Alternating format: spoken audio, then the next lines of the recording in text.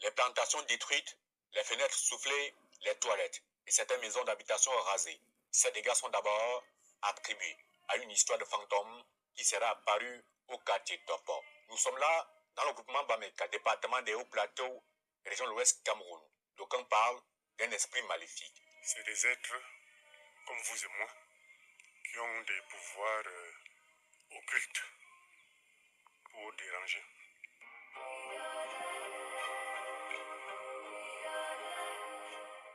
Thèse du fantôme, difficile d'avoir les éléments probants pour affirmer ou infirmer sa présence, mais les dégâts causés font froid dans le dos et les populations sont hantées par la peur.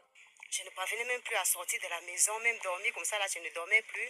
Il est inadmissible qu'on dit que quelqu'un est mort, on lui a enterré. Après, il sort, il détruit les choses, il détruit les maisons, tout ce qu'il voit, il détruit. Bon.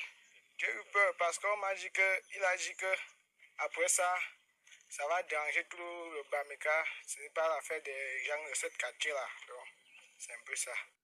Les autres hypothèses évoquent plutôt une tentative de règlement des comptes. Le notable B. André serait la cible principale. Ils ont vu comment le chef m'a donné encore un grand titre. Et ça les énerve. Certains notables disent que depuis qu'ils sont là depuis des années, le chef ne les a pas jamais donné ce titre. C'est le point ils ont convaincu certains jeunes garçons pour qu'ils viennent casser les gens au quartier, pour qu'on dise que c'est mon totem, que dès que le chef m'a donné ce titre, il m'a donné un totem pour que ça détruise le long. Et dans ce massacre, il devait me tuer.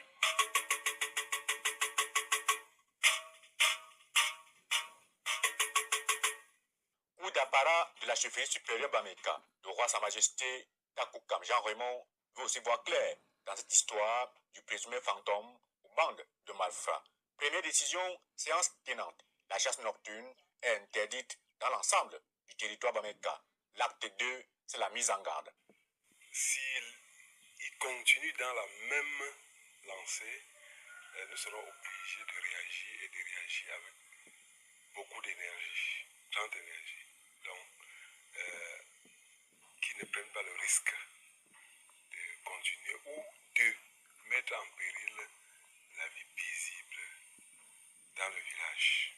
Le roi a donné un ultimatum de 2 semaines aux présumés fantômes ou bandes des malfrats de cesser les hostilités. Au cas contraire, la sentence du cadi royal sera sans appel.